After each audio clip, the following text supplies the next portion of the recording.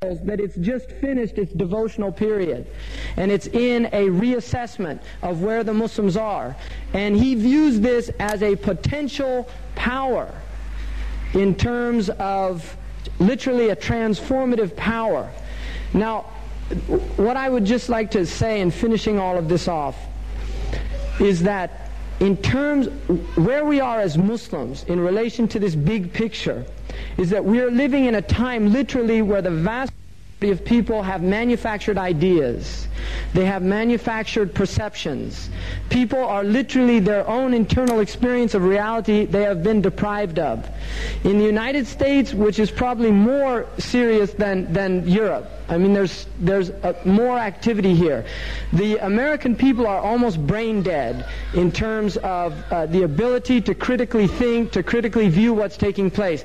They regurgitate the ideas that are given to them through the mass media. There's almost no analyses of what's going on in the United States and in the rest of the world. The few intellectuals that speak out are either very arcane, abstruse, they don't have, they're unable to connect with the masses of people and are left to conferences of limited amounts of people, the framework of the dominant culture. In other words, it does not question basic assumptions of the dominant culture. And this is one of the most effective techniques of this culture, is that it allows for debate to take place, but yet it delineates and demarcates the boundaries of the discourse. And you are not allowed to step outside of those boundaries, for instance, and break polarization.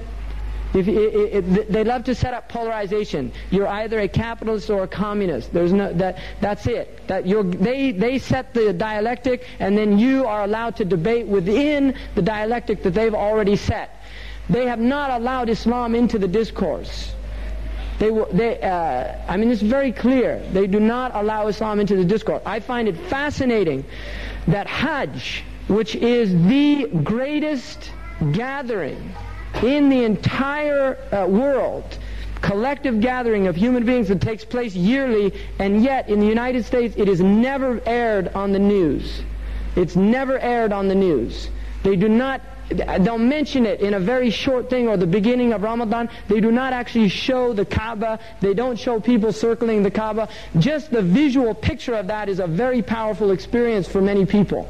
When people actually see the Kaaba and see this circumambulation of the Kaaba, they're overwhelmed. Non-Muslims, when they see it, it's very powerful. And yet despite that, they do not air it. They don't show it.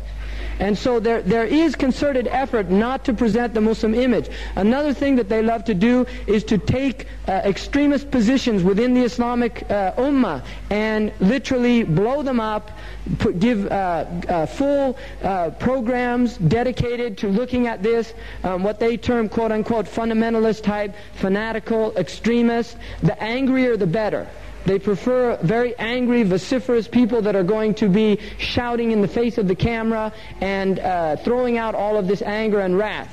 I mean, this is very effective in terms of presenting the Muslims as these kind of irrational. I mean, the Salman Rushdie case is a good example of that, of what was done. Book burning, irrational people that really, the stick is the only thing that's really going to work with them, like Pengrove or whatever his name was said in the Telegraph.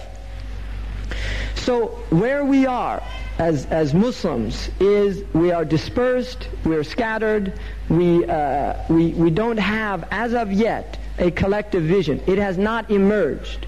I mean, it will, by the promise of Allah and the Messenger.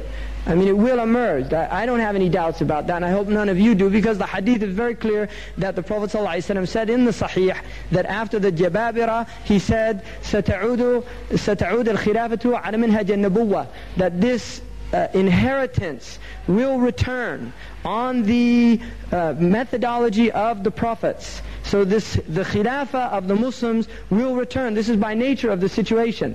When and how is another matter. Allah subhanahu wa ta'ala challenges us in each generation to rise up in each generation and to establish this deen. وَأَقِيمُوا الصَّلَاةِ. This is the eternal challenge of the Quran. وَأَقِيمُوا الصَّلَاةِ. It's an imperative. The establishment of prayer, the unification of the Muslims in terms of community. This is a time, literally, our house is on fire, and we have to stop arguing about which channel we're going to watch.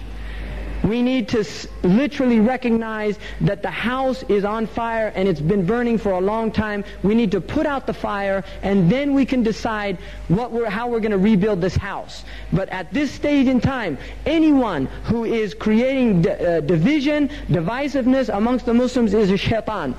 It's as simple as that. This is a shaitan. Those people that want to separate the Muslims through argumentation, we're not people of argumentation. Argumentation is a sign of error.